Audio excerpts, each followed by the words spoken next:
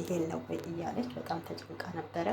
እንግዲህ ቅዱስ ለናሆም ኪራ በምን እንደተገናኙ እውነቱን ነግሮታል ማለት ነው። ሰላም ጤና ይስጥልኝ፣ እንዴት አላችሁ የቲጂቱ ቤተሰቦች? ሰላም ሰላም ብያለሁ። ሀገራችን ኢትዮጵያ ሰላም ያደርግልን እያልኩኝ ለቤቴ አዲስ ይሆናችሁ ሰብስክራይብ በማድረግ ቤተሰብ ሆኑ። ለነባሮች መታችሁ ስለምታበረታትኝ ከልብ አመሰግናለሁኝ ማለት ነው።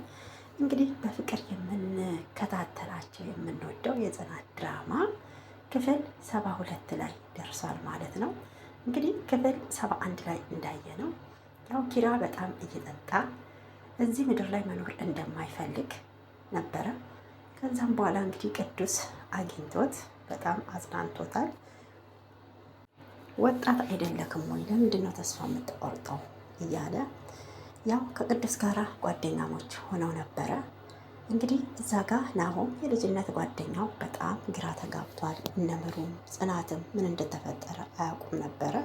በመጨረሻም ቅዱስ እውነታውን እንግዲህ እነ ጽናት ደውለው ጠርተውት ቤት ከኪራ ጋር እንዴት ነበር የተዋወቃችሁት? ምን ተፈጥሮ ነበር ብሏቸዋል። እኔና ኪራ የተዋወቅነው በአጋጣሚ ነበረ። እኔም መኪና ይዤ ቡና ልጠጣ ሲሄድ እሱም ደግሞ ራሱን ሊያጠፋ ምላጭ ይዞ ነበረ። በዛም መሀል መኪና ውስጥ ገባብኝ። ወርጄ ምን ነክቶክ ነው? በእኔ ሰበብ ልትሆን ነው ወይ ብዬ ስለው በቃ ልፈርምልክና ግጨኝ አለኝ። ቆይ እንዲህ አይደለም ብዬ አረጋጋሁት። 1 ሳምንት ሙሉ እንዴት እንዳቆየሁት እኔ ነኝ የማውቀው። አሁን ለኪራ የሚያስፈልገው ትሪት አድርጉት፣ ፍቅር ስጡት ብሏል ማለት ነው። እየዋሸክ እንዳይሆን እንዴት እንመንክ ብለውታል። እነናሆምም አይ እመኑኝ በቃ እውነታው ይሄ ነው ብሎ እንግዲህ ቅዱስ ተነስቶ ወደ ቤቱ ሄዷል ማለት ነው። ናሆሜ ግን ተከትሎት ወጥቶ ነበረ። ቅዱስ ምንድን ነው የተፈጠረው? በጣም ይቅርታ፣ እስኪ እውነቱን እንነጋገር ብሎታል ማለት ነው።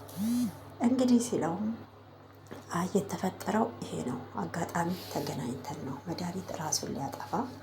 ይሄም የሆነው ደግሞ እናቴ ነካ በኔ አትተማመንም፣ ስለዚህ ጓደኞቼም የትዳር አጋሬም ያልነገረችኝ በእኔ ላይ እምነት ስለሌላቸው ነው ብሎ አለ ኪራ ብሎታል። እውነት ነው ይሄ ነገር ብሏል ናሆሜም ማለት ነው። እና ተንግዲህ ግን ፍቅር ስጡት፣ በቃ ደህና የሚያስደስተው ነገር አድርጉለት፣ ሀዘኑን የሚያረሳሳ ብሎታል። ናሆሜም እንግዲህ እኔ እኮ ተለይቼው አላቅም ቅዱስ እንዴት እንደሆነ ባላቅም ኪራ የተቀየረበት ተጎኑ ነኝ ሲለው በአካል መገኘት ብቻ ሳይሆን የውስጡን መረዳት አለብክ፣ አዳምጠው ብሎታል። ናሆሜም እሺ ብሎ እንግዲህ ከቅዱስ ተለያይተዋል ማለት ነው። ያው እንግዲህ ጽናት ሰኒ ጋ ሄዳ ነበረ። ሰኒ እንግዲህ እግሯን አሟት ክብሮም ምግብ እየሰራ ጽናት ናት የላከችልሽ እያለ ይወስድላት ነበረ። ግን ጽናት አልነበረችም፣ እራሱ እየሰራ ነበር የሚወስድላት ማለት ነው። እና ሰኒ ይሄን ነገር አታውቅም ማለት ነው። እንግዲህ ፊትም ብትነሳው ክብሮም ከዛ ቤት መውጣት አልቻለም። እንደውም እግሯን እያሸ ለምን ወጌሻ ጋር አልወስድሽም እያላት ነበረ። እሷም እንግዲህ በጣም ነበር እንትን የምትለው እኔ እኮ ምንም ፈልጌ አይደለም የመጣሁት፣ ግን ያው ስላመመሽ ከልብሽ እንድትስቂ ነው ብሏታል። ሰኒም እንግዲህ ሀሀሀ ያው ሳኩኝ ብላለች ማለት ነው። ማስመሰሉን ተዩ ብሏታል። እንግዲህ ጽናት ወደ ቤት በገባች ጊዜ ነበረ ኪራ አልጋ ላይ ሆኖ ኪራዬ እዚህ ነክ እንዴ ስንት ቀን ናፍቀኸኛል ብለዋለች ማለት ነው። እሱም አዎድ ምን ተፈጥሮ ነው እያለችው ጸባይክ ተቀየረ፣ እያመሸክ ነው የምትመጣው፣ እየጠጣክ እየሰከርክ ነው የምትመጣው፣ ምን እንደሆንክ አላውቅም ብለዋለች ማለት ነው። እሱም እንግዲህ ስለተፈጠረው ነገር ጽናትን ይቅርታ ጠይቋታል።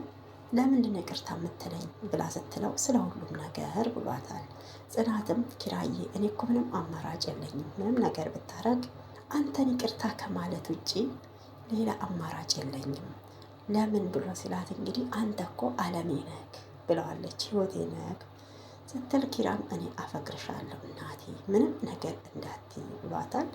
እንግዲህ ምግብ ላምጣ ብላ ስትለው እኔ ነኝ ዛሬ ማጎርስሽ ሲላት ጽናት እንግዲህ ተደነባብራ ማለት ነው።